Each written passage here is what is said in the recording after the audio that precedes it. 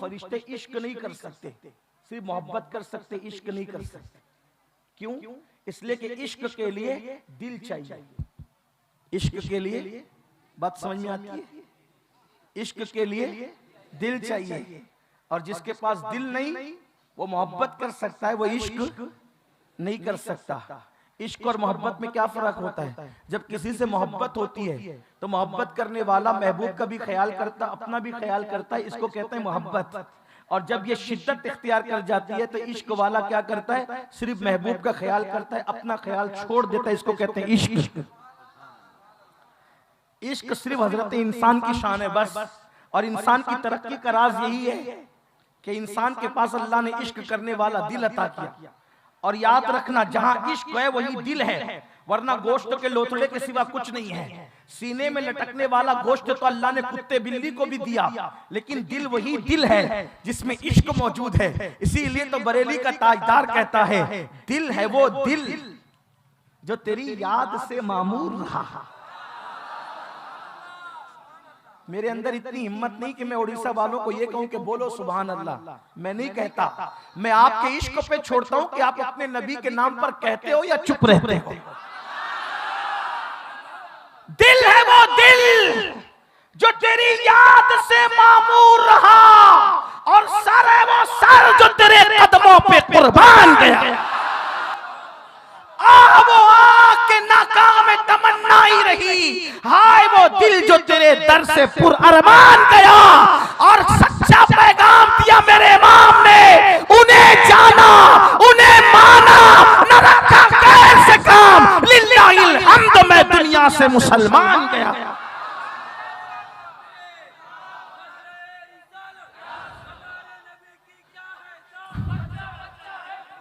ज़लीका के पास इतना इश्क था कि वो दरख्त के पत्तों को देखती थी तो भी उसमें जलवा यूसुफ नजर आता था। इसीलिए सूफिया कहते हैं कि अपना हार, अपने आयरिंग, अपनी रिंग, जो भी जेवरात उनके थे, पानी पीने का गिलास, सबको यूसुफ यूसुफ कहती थी। तो लोग कहते थे कि उसने नाम रखा था सब चीजों का यूसुफ। सूफिया कहते नाम नहीं रखा था, ये तो तौहीन है कि महबूब का नाम गिलास को दे दिया जाए, महबूब का नाम पत्तों को दे दिया जाए, ये तौहीन है। नाम नहीं रखा था। हुस्ने यूसुफ में इतनी फना थी कि जिस चीज को देखती थी उसमें जलवा यूसुफ नजर आता था, इसलिए पुकारती थी ये तो यूसुफ है। हालांकि वो दरख्त के पत्ते थे। तो जहां इश्क होता है वहां कौन नजर आता है? सिर्फ महबूब नजर आता है। अब अहमद रजा ऐसे आशिक थे, आला हजरत ऐसे आशिक थे कि जिसको देखा यार नजर आया, जिसको देखा महबूब नजर आया। देखो ये ज्योमेट्री है ना, ज्योमेट्री, उसमें इश्क मोहब्बत की बातें नहीं होती। ज्योमेट्री का उसूल क्या है? सर्कल कैसे बनता है, यानी दायरा कैसे बनता है? तो कहते हैं नुक्ते नुक्ते नुक्ते नुक्तों को जोड़ो तो क्या बन जाता है? दायरा बनता है। यही है ज्योमेट्री। अब इसमें इश्क कहां से नजर आया, उसमें महबूब कहां से नजर आया? तो कहते हैं उसमें भी नबी की नात पढ़ते हैं। इल्मे ज्योमेट्री में भी आला हजरत ने नबी की नात पढ़ी है। और कहते हैं कमाल इम्कान के झूठे नुक्तों, तुम अव्वल आखिर के फेर में हो। कमाल नुक्ते, कमाल इनका के झूठे नुक्तों, तुम अव्वल आखिर के फेर में हो। मुहीत की चाल से तो पूछो किधर से आए किधर गए,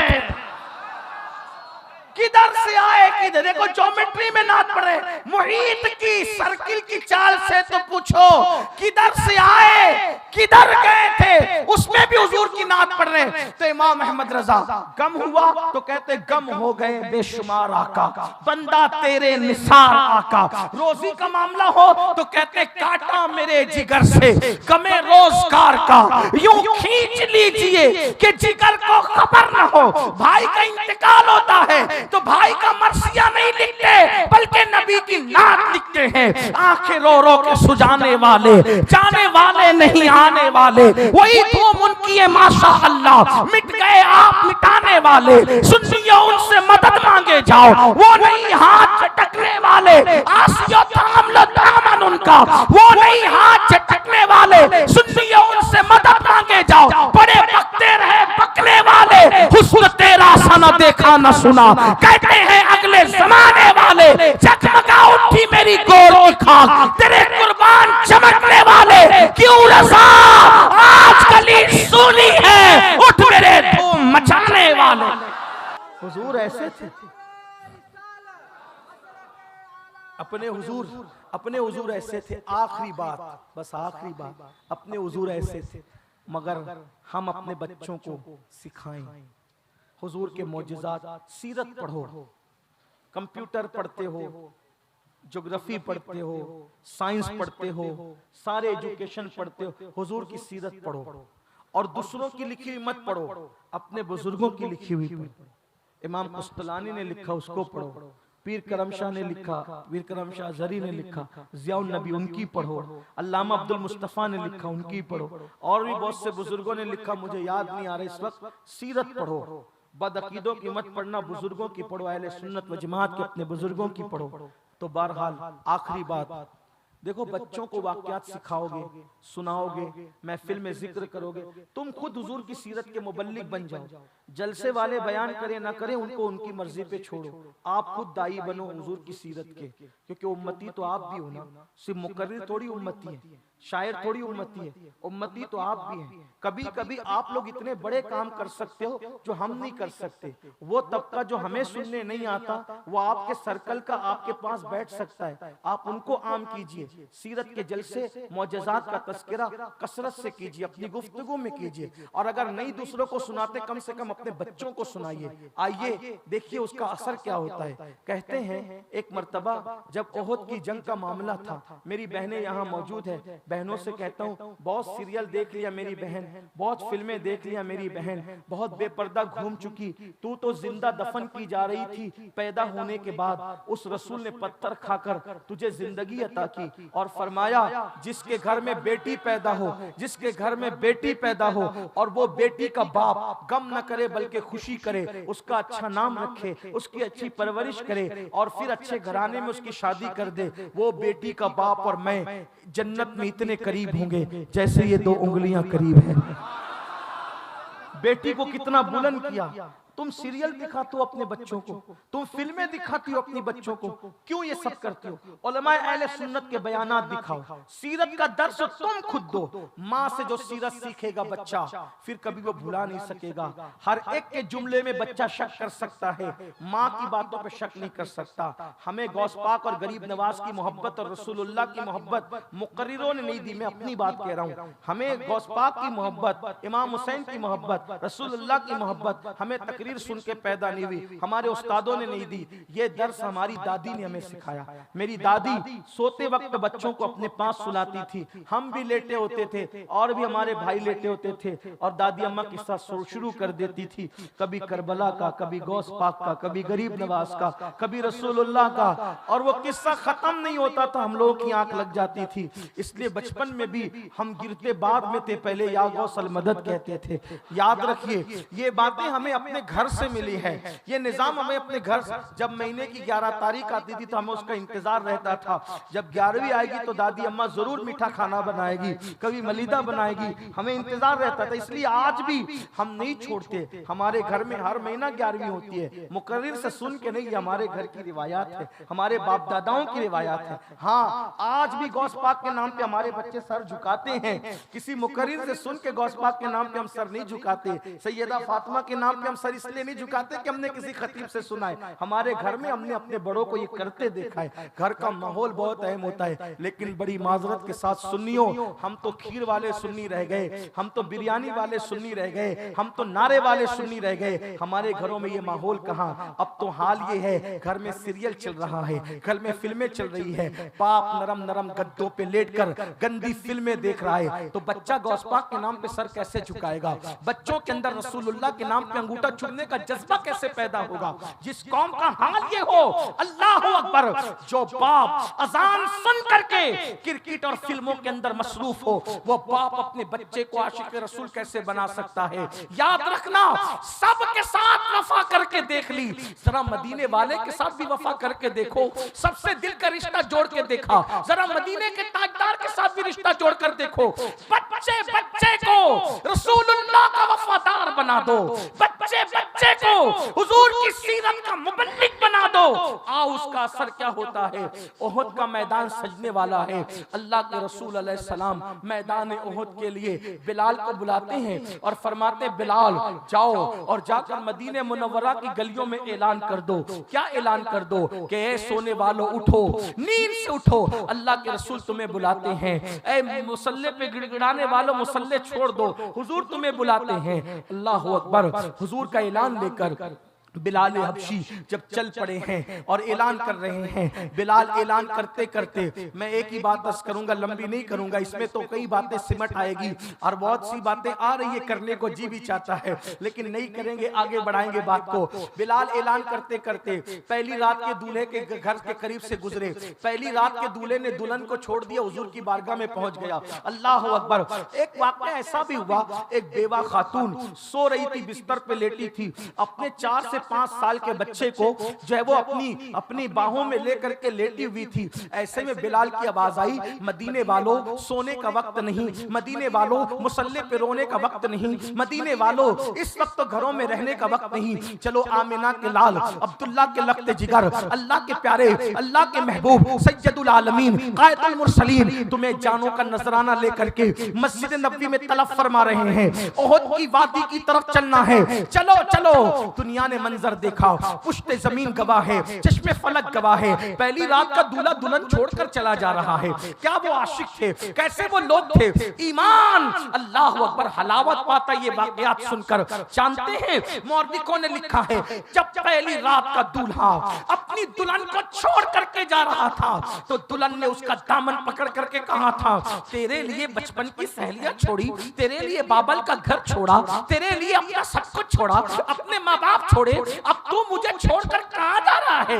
ये रात जाने की रात नहीं है, ये रात जुदाई की रात नहीं है, ये रात हिजर फुरकत की रात नहीं है, ये रात तो अल्लाह अकबर हिजर के रेगसारों में मोहब्बत के गुलिस्तान के आंगन के अंदर वस्ल के फूल खिलने की रात है। दो दिलों के मिलाप की रात है, दो दिलों के मिलन की रात है, अजनबियत के पर्दे कट जाने की रात है, दिल की मुरादें बराने की रात है। ये रात रश के दिन बनने की रात है। मुझे छोड़ के कहां जा रहा है। लेकिन अल्लाह अकबर, उस जवान ने मुड़ करके चंद जुमले इतना कहा, उसके इश्क की राह में रुकावट न बन, जिसका मसलक ये रहा है कि हमारे इश्क की राह में जो चीज दीवार बनी हमने उसे तोड़ दिया। कहा कि किसके इश्क की राह में, कहा जिसके सदके तू मिली, कायनात मिली, सारा आलम जिसके सदके मिला, उसने बुलाया है, अब मैं रुक नहीं सकता। कहा किसने, कामिना के लाल ने जिसका कलमा पढ़ते हैं, उस दुल्हन ने कहा हंसला जा जा जल्दी जा, देर मत कर मगर एक वादा करता जा। आज अकेला जा रहा है, जब जन्नत में जाएगा तो अकेला नहीं, मुझे भी अपने साथ लेकर जा मेरे सरताज। अगर तू पलट कर आया तो गाजी की दुल्हन कहलाऊंगी, और अगर कट गया उनके कदमों में तो एक शहीद की बेवा कहलाऊंगी। मगर जाते जाते किसी को गवाह बना लेना कि तूने अपनी अमानत मेरे शिकम में छोड़ी है, ताकि कोई मुझ पे कल इल्जाम न लगाए। बस इतना करना। बहुत से वाकयात हुए, इतना हुआ, एक बेवा खातून, वो नहीं कहना चाहता था, चंद जुमले आगे तो इशारतन कह दिए, लेकिन एक बेवा खातून नन्हे से 4-5 साल के बच्चे को आगोश में लिए सो रही थी। बिलाल की आवाज ने जगा दिया, उठ के बैठ गई रोने लगी।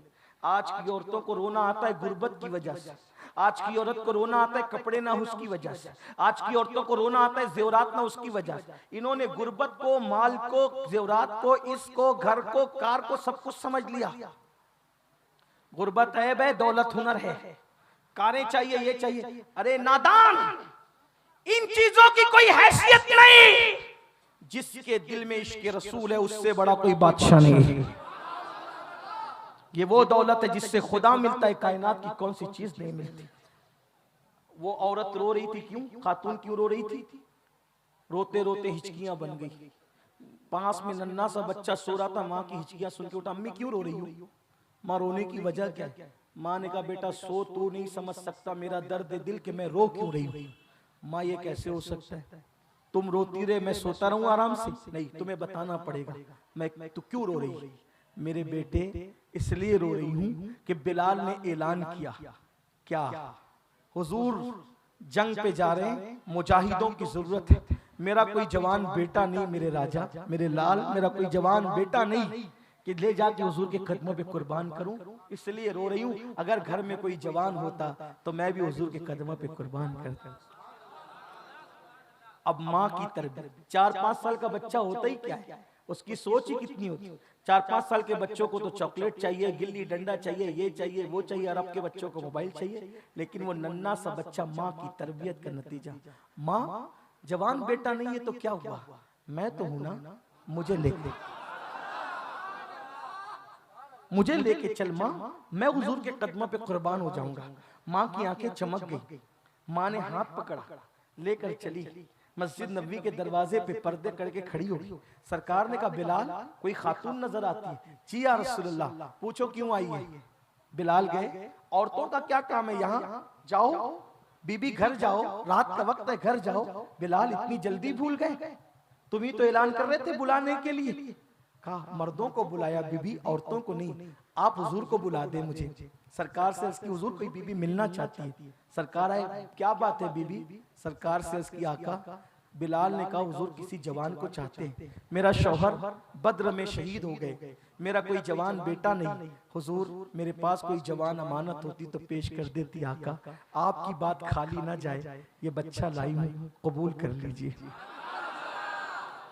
बच्चा लाई हूं कबूल कर लीजिए। आका ने सर पे हाथ रखा बच्चे के, अल्लाह इसकी उम्र दराज करे। बीवी तेरा जज्बा अच्छा है, अल्लाह तुझे जज़ाए खैर दे। हक को बातिल की जंग कयामत तक होती रहेगी, जवान कर परवरिश कर, फिर हक को बातिल में टकराव होगा तो तेरा बच्चा काम आएगा।